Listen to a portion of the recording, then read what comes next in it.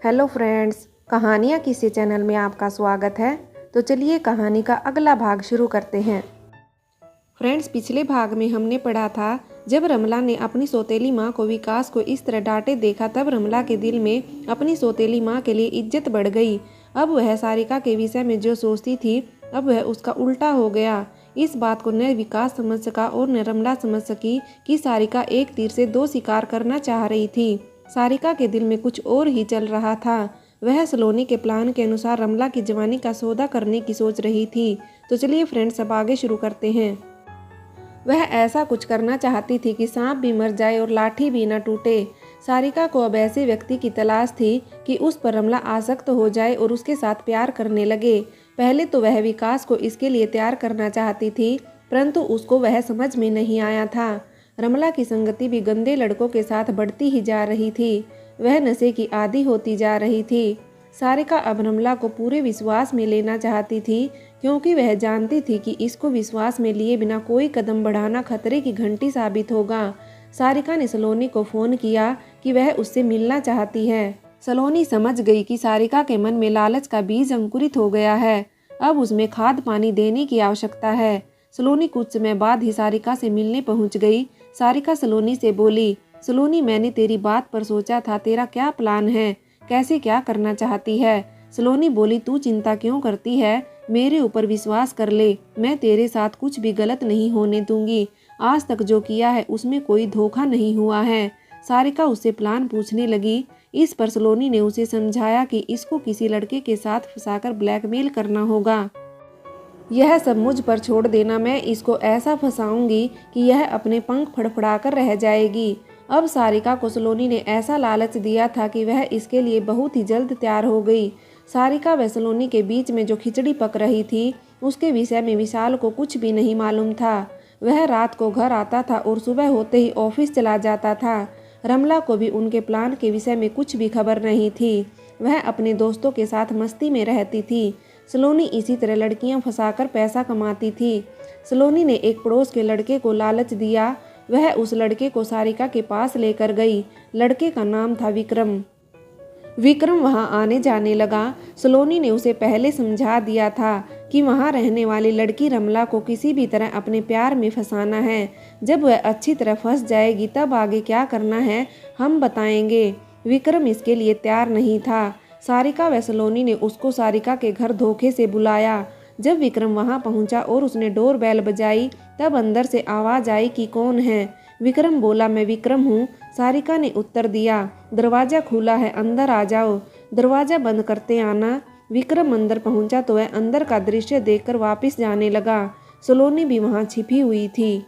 तब सारिका बोली, अब जब सब देख लिया है तो शर्माकर क्यों जा रहे हो?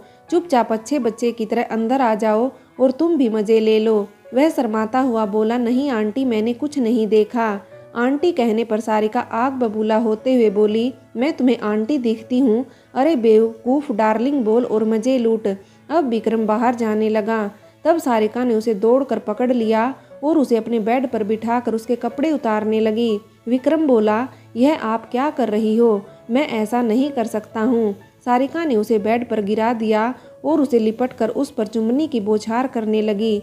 विक्रम भी उसे लिपटकर वही सब दोहराने लगा।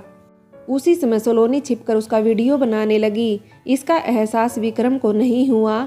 उस समय जो कुछ हुआ उसने उसका वीडियो सलोनी ने बना लिया। विक्रम उस समय चला गया। बाद में सारिका ने उसे फ़ोन करके सारी बात बताई और उसे अपने घर बुलाया। विक्रम को सारिका ने वह वीडियो दिखाया और बोली, अब तुझे हमारे कहने के अनुसार चलना होगा। यदि तूने मना किया तो यह वीडियो विशाल को दिखाकर तुझे जेल भिजवाऊंगी। अब विक्रम उन दोनों के चुंगल में बुरी तरह फंस चुका था। उनको अब उन दोनों की बात माननी पड़ेगी। यदि नहीं मानेगा तो बदनामी होगी। विक्रम सारिका के पास आने जाने लगा। जब सारिका का दिल करता उसके साथ हम बिस्तर हो जाती। विक्रम चाबी वाला खिलौना बन चुका था, या यूं कहिए उसका रिमोट उन दोनों के हाथ में था। एक दिन उसकी नज़र रमला पर पड़ी। आंखें चार हुई। रमला को देखते ही विक्रम को उस पर दया आने लगी। वह अब तक उसको जानता नहीं था। उसके कारनामे देखकर अच्छे लोग सोचने को मजबूर हो जाते थे, लेकिन विक्रम को तो रमला ने नकली प्यार का नाटक करके उस मछली को अपने जाल में फंसाना था और विक्रम इसी उद्देश्य को लेकर चल रहा था। एक दिन उसकी सारिका ने रमला से मुलाकात करवाई। रमला पर सारिका का जादू चल ही रहा था, क्योंकि रमला के कहने पर सारिका ने विकास का आना जाना बंद कर दिया था। इसलिए रमला अपनी सौतेली माँ की चहेती बनती जा रही थी। रमला सारिका की नीयत को नहीं पहचान सकी। उसको नहीं पता था कि इसके अंदर क्या चल रहा है, यह अंदर कौन सा खेल खेलने की तैयारी कर रही है।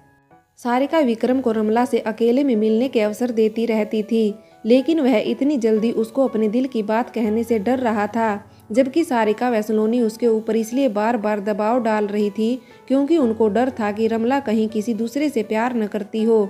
इसलिए वह इस बात को भी क्लियर करना चाहती थी। विक्रम रमला के जितना पास जाना चाहता था, वह उतना ही दूर जाना चाहती थी, जबकि विक्रम को रमला से वास्तव में मोहब्बत ही होती जा रही थी। और एक दिन विक्रम रमला से बोला, रमला आई लव यू।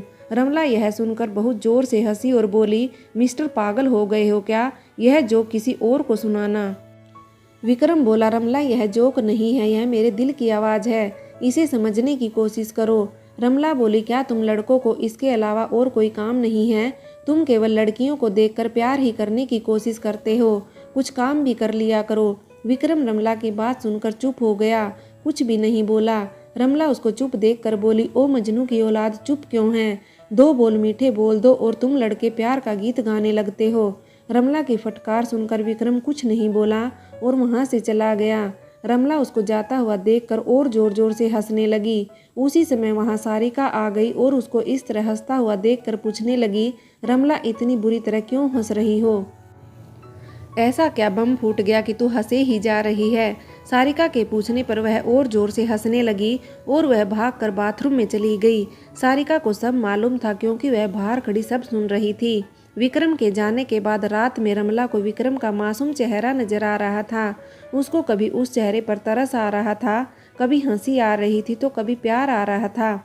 रमला का दिल आज तक किसी के लिए नहीं धड़का था। आज तक वह अपनी मस्ती में जी रही थी, वह मस्त जिंदगी जीना चाहती थी। रमला को बचपन में केवल अपने पापा का थोड़ा सा प्यार मिला था, माँ का प्यार तो मिला ही नहीं था। क्यों उसने अपनी माँ को हमेशा अपने से दूर ही पाया था। इन्हीं कारणों की वजह से वह गलत रास्ते पर चलने को मजबूर हो रही थी। विशाल हमेशा ऑफिस से लेट आता था। जब तक वह आता था तो रमला सो जाती थी। छुट्टी वाले दिन वह दूसरे कार्यों में व्यस्त हो जाता था। इन सब बातों से उसका दिल किसी के प्यार के लिए धड़का ही नहीं। उसके साथी भी ऐसे ही माहौल से आए थे। उनके माँ बाप के पास पैसा तो था, लेकिन अपने बच्चों के लिए समय नहीं था। वह हमेशा नौकरी के अधीन रहते थे, जैसा मिला वैसा खा लिया। इसलिए वह ऐसा ग्रुप खोजते हैं जहाँ शांति हो और वह गलत राह का चुनाव कर लेते हैं। रमला का कॉलेज का जो ग्रुप था वह सभी इसी तरह के थे। आज रमला को किसी ने सीधे प्यार का ऑफर दिया, तब उसे हंसी आई, क्योंकि उसने इस डगर पर चलने के लिए कभी सोचा ही नहीं था। आज रमला के दिल में भी कुछ कुछ होने लगा था। वह पूरी रात विक्रम के विषय में ही सोचती रही। क्या वह सच में प्यार करता है या दूसरे लड़कों की तरह दिखावा कर रहा था? रमला की आंखों के सामने उसकी दूसरी तस्वीर नजर आई, जो बहुत मासूम थी। रमला का दिमाग चकराया और आवाज़ आई, यह प्यार केवल हवस तक सीमित होता है, यह सब दिखावा है जो शारीरिक संबंध तक सीमित होते हैं। पुनः उसे अपने मम्मी पापा के प्यार की कहानी याद आने लगी। उन दोनों ने तो प्यार के लिए सभी रिश्ते नाते तोड़ दिए थे। रमला सोचने लगी, इस प्यार में ऐसा क्या होता है कि प्यार करने वाले उन अपनों को छोड़कर चले जाते हैं जिन्होंने अपने सभी सुख सुविधाओं को भूलकर उनको पाला है। विक्रम 2 दिन तक रमला के घर नहीं आया। रमला उससे मिलने को बेचैन थी, लेकिन वह अपने दिल की बात किसी को बता भी नहीं सकती थी, क्योंकि उसे डर था कि उसकी सौतेली माँ उसका मजाक न बना ले। जब विक्रम 2 दिन तक नहीं आया, तब सारिका को अपना प्लान फ्लॉप होता नजर आने लगा। सारिका ने सलोनी को फ़ोन करते हुए बोला, सलोनी वह तेरा प्यारा तो डर गया। मुझे तो ऐसा महसूस हो रहा है कि तूने मुझे उसके सामने मुफ्त में नंगा करवा दिया। पैसा न जाने मिलेगा या नहीं मालूम नहीं, तूने मेरे साथ अच्छा खेल खेला। सलोनी बोली, तू तो पैसे के लिए अपना होश भी खो रही है। मेरी जान, पैसा पाने के लिए मालूम नहीं कितने पापड़ बेलने पड़ते हैं। सब्र रख, सब ठीक हो जाएगा। मैं उस गबरू से बात करती हूँ। सारिका बोली, ठीक है, जो करना है कर। उसे भेज और समझा कि उसे लड़की पटाना नहीं आता है। उसको यह ट्रेनिंग भी देकर भेजना। सलोनी हंसती हुई बोली, तू तो बहुत जल्दी पट गई थी। वह जवान कैसा लगा? सारिका बोली, जैसा तुझे लगा वैसा ही मुझे लगा। एक दिन उसने मुझे तेरे बारे में सब बता दिया था। सलोनी पूछने लगी, क्या बता दिया था? सारिका बोली, ओ अब सती सावित्री मत बन, आगे की सोच। मुझे सब पता है तेरे कारनामों का। मैं तुझे स्कूल टाइम से जानती हूँ। ठीक है, उससे बात करती हूँ। इतना कहकर सलोनी ने फ़ोन काट दिया। सलोनी ने विक्रम को बुलाकर पूछा, ओ गबरू, तूने उस सारिका को मेरे बारे में क्या बताया था? और तू अब उसके घर क्यों नहीं गया? डर गया क्या? नहीं, ऐसी कोई बात नहीं है, कल जाऊंगा। मैंने कुछ नहीं बताया, बात को बदलता हुआ बोला। सलोनी ने भी बात को ज़्यादा नहीं बढ़ाना चाहा और बोली, कल जाकर बात आगे बढ़ा, ऐसे कैसे काम चलेगा? ठीक है, इतना कहकर वह चला गया।